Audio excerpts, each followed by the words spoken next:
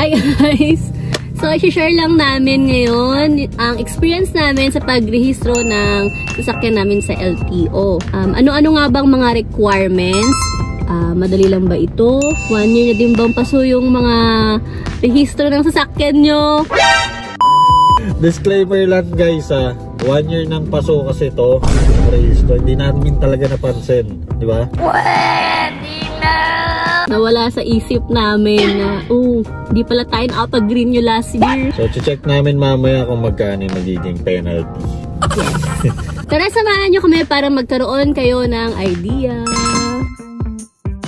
Pero bago yon, make sure nyo muna na yung ORCR nyo clear. Kung kitang-kita lahat ng details kasi on our case, ang labo ng ORCR, hindi makita yung mga detalye na kailangan doon sa insurance. Pero luckily, malapit sa amin yung dealer nitong sasakyan. So, ang dali lang namin siyang napuntahan. Kasi una namin ginawa, punta kagad kami sa insurance.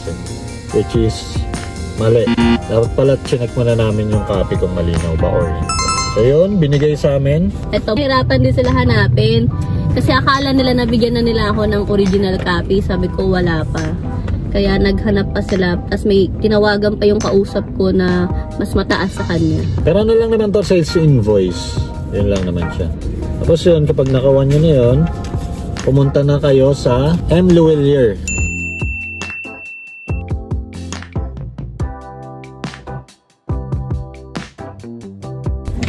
So, kumuha nga pala kami muna sa M. Luwilier ng insurance kasi mas mura sa kanila compared sa iba like Cebuana and sa mismong LTO kasi mas doble halos doon yung presyo, like around 1,000 pesos.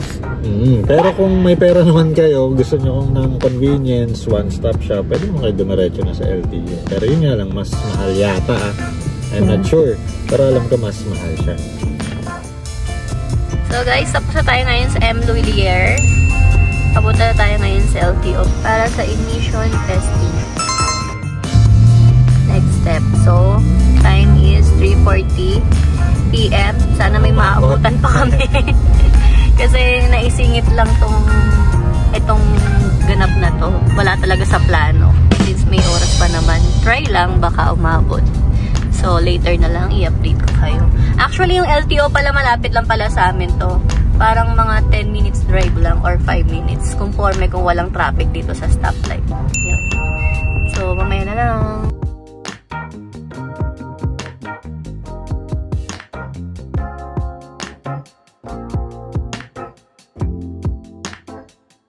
So, guys, second step naman tayo which is ang magpa-emission testing.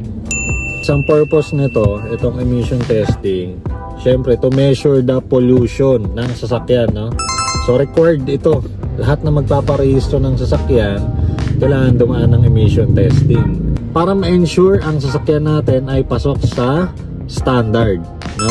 Sa emission standard ng LTO.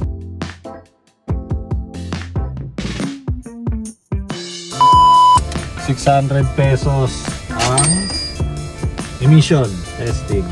Pero may mas mura daw doon, 550. Talaga? Kaya pag pupunta kayo dito sa LTO Novaliches. Punta kayo doon daw sa kabila. Doon, so cut off na. So cut off na. For na at least meron. Ano yan? Pinicturean. Ay, makita ang details ko. Ayun na pala. I-blur mo na lang mamaya. Saan tayo punta na? Sa LTO na? Ang next stop natin LTO na, paparehistro na mismo. Sana magtanggap pa sila. Guys, yung LTO dito malayo. Charot, hindi. Diyan lang sa kabila. Tingnan nyo. Dito. Sa kabilang sa likod. May HPG din pala dyan. Kaya kapag gusto nyong magpa-change ownership. Ito na ba yun? Yes, yan yung LTO. Yan. LTO Novaliches. So, sana may abutan pa tayo. Abot pa kaya tayo? Ano, hindi pa cut off. Kasi parang wala ng tao doon.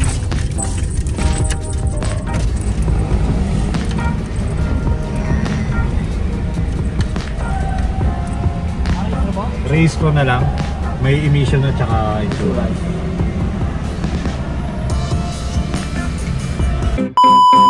So, proceed naman tayo sa third step which is ang M. Ang gulo mo naman. So, proceed naman inspection report. Excuse me po. Yes. Saan po ito? Sa inspection na daw po. Renewal lang? Opo, renewal lang po. Asan sakyan? Ito po, nakapark. So, ito yung LTO nila. Sa Novaliches. I-inspection nila daw yung sasakyan. Ito po, sir. Meron pala sa loob. Kaso masikip eh.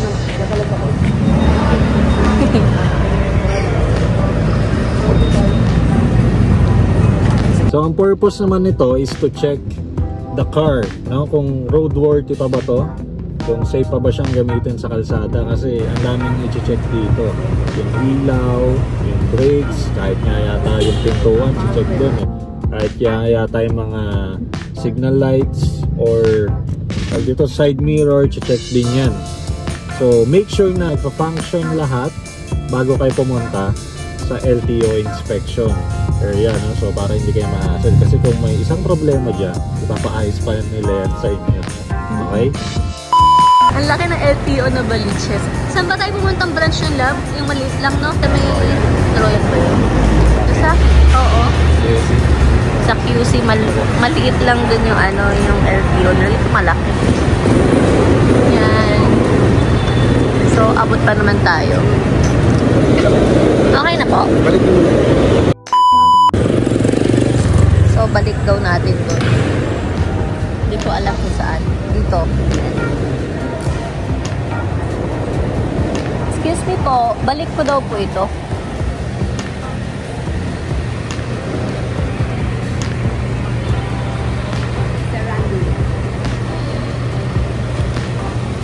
Loob na daw.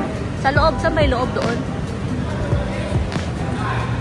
So, dito na tayo sa loob. Next step. Doon na po sa loob to. Thank you. So, pang fourth step na tayo, which is yung car registration. After nyo ma-complete lahat ng requirements from copy of ORCR, insurance, emission, MBR, or motor vehicle inspection, pwede na kayong dumiretso sa information desk. Present nyo lang yung mga requirements, then sila na bahala mag-prepare sa kung anong ipapasa nyo sa loob ng LTO.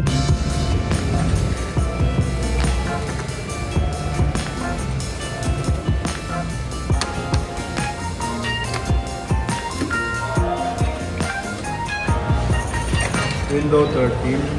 Window 13 po. Ito po, hindi na po kailangan. Window 13. Thank you po.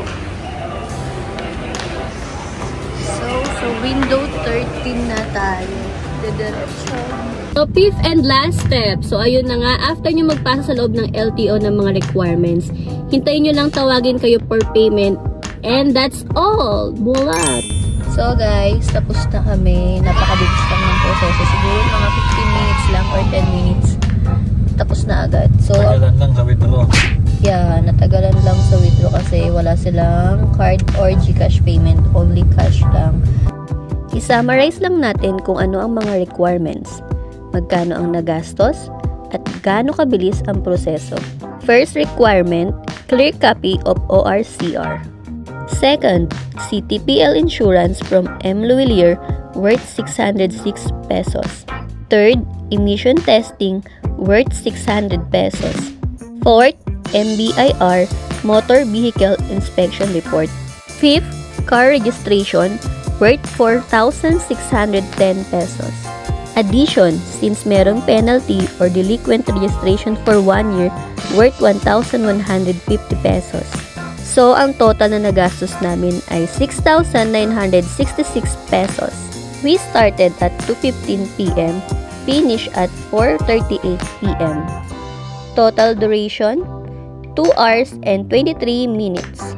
Actually, mas mabilis pa sana kami dyan. May mga lapses lang kagaya ng pagkuha ng sales invoice sa dealer at pag-withdraw pa ng cash sa ATM dahil cash lang ang mode of payment ng LTO for car registration. But the entire process was straightforward and hassle-free. Kung may natutunan ka sa video na to, please don't forget to like, subscribe, and hit that notification bell so you never miss a video. Thanks for watching!